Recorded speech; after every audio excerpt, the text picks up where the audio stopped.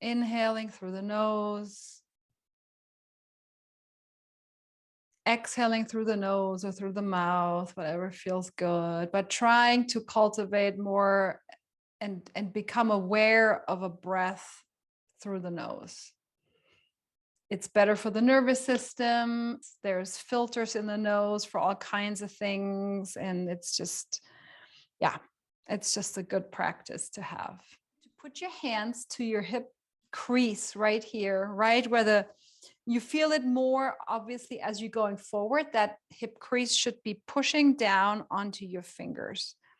We're going to roll back, pushing the sits bones forward. Our left foot, so the heel of the foot is flat on the ground. And this is just part of the series. Can I sit in many different ways? So this could be a good way of sitting on the floor. We're going to take both hands, interlace the fingers, and we're going to press the leg, the shin into the hands and the hands into the shin. That should start to activate everything. So isometric engagement, there's no movement really. That's the isometric part of it. Not meaning that it's not work. It's a lot of work. It can be a lot of work. I'm engaging my core quite a bit here already. Keep the work in the right heel, pulling down right hamstrings. We'll do one more time on the outside bounce and one more time of the inside bounce. And then come the difference already between right and left. And can you make more of a muscle? I can personally feel like my left glute is kind of, can I, stretching a bit? Can I turn on whatever is stretching? Maybe you feel this slightly in your lower back. Back up a little bit in the range of motion and just engage your abdominals a little bit more, holding your back more in this long arc that it should be.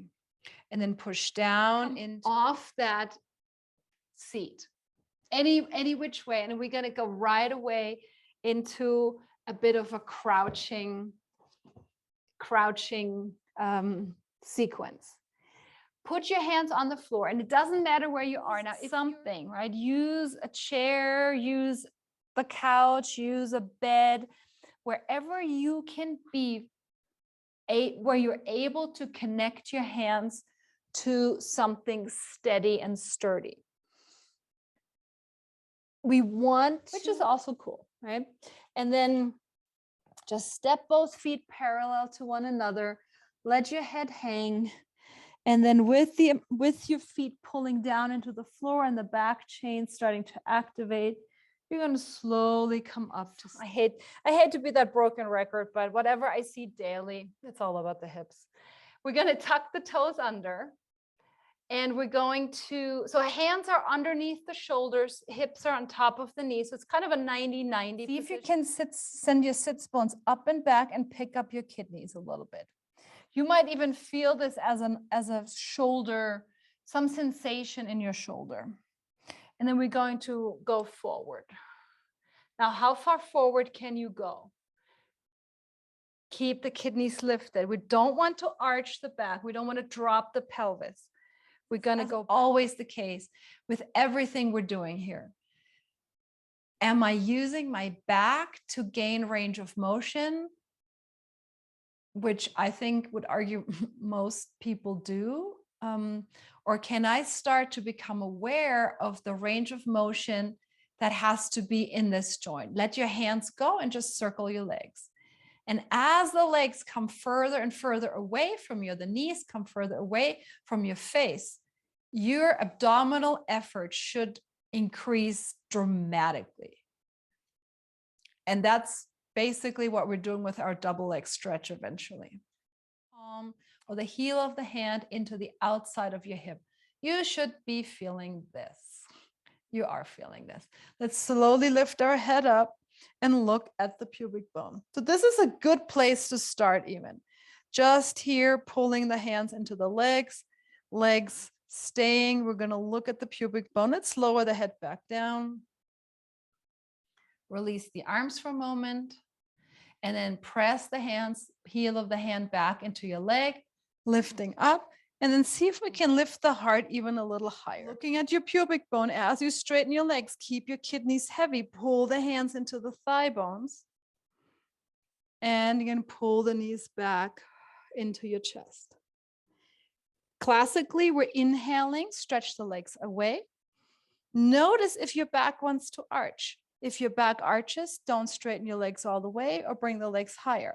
Do not go any lower. Exhale.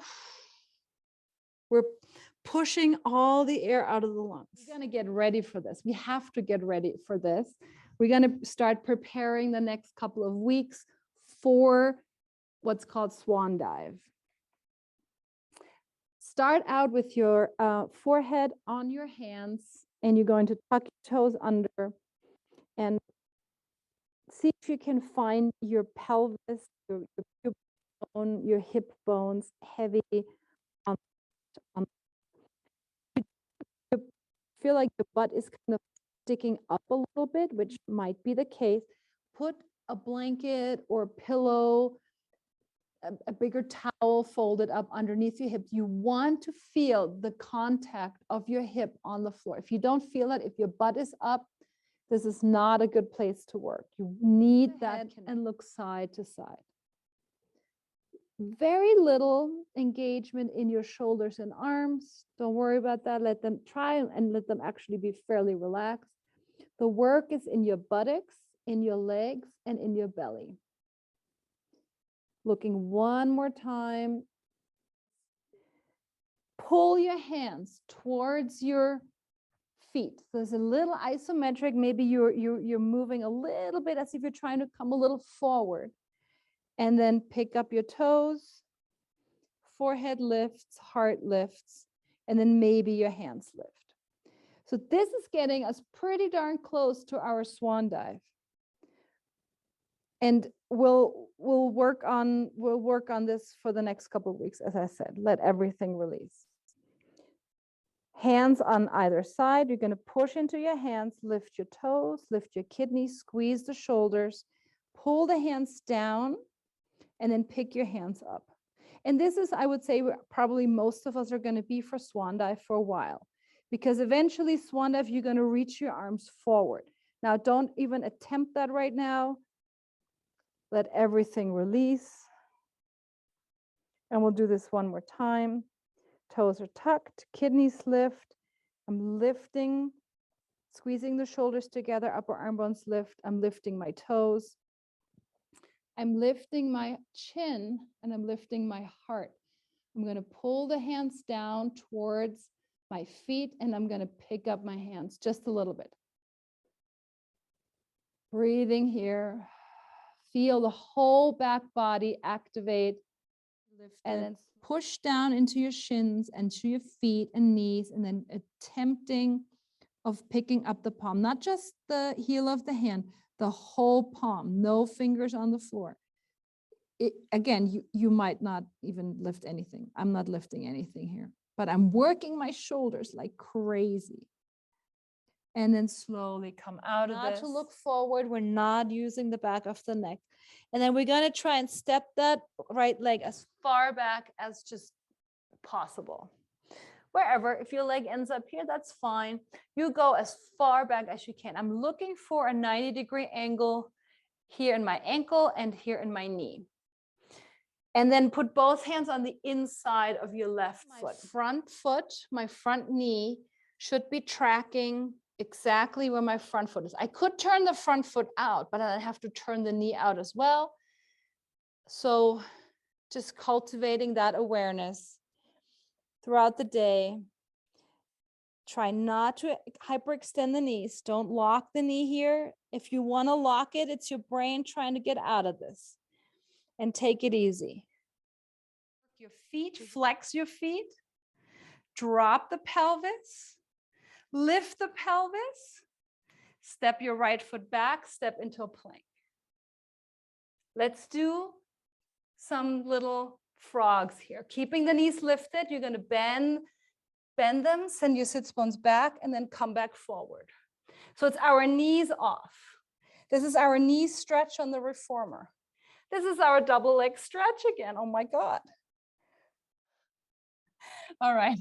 I promise we'll be done in a second. We're going to do just the other side. Hands and knees. Step your right foot forward, and you can use your right hand to step your foot forward. You could just be here, just doing our little jiggies here. But everybody today, I can see, is like, everybody can do this.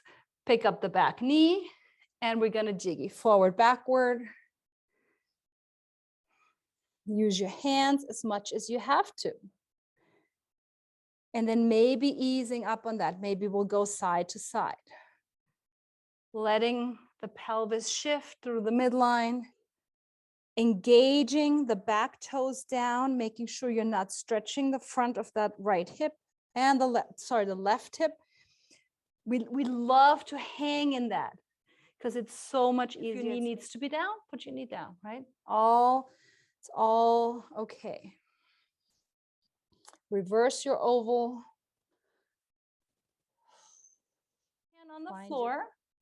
And then you're going to turn over to the right. Both feet flexed.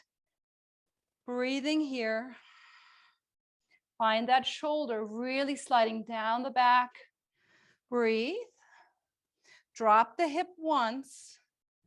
Lift the pelvis up. Put your right hand on the floor. Step that left foot back. We're in a plank. Now you could just go side to side in your plank. You could just hold your plank. If you want to go into our double leg stretch, go for it. Sits bones back. Lift your kidneys. Deep bend in the knees. Grab on with your toes to the floor. Engage your quads. Resist the bending of the quads. Resist the straightening of the hamstrings. One more signs of the body responding to what we're doing. And then watch also how quickly the system starts to calm down again. Feel into it. How do your hips feel? How's your breath? How's your mood?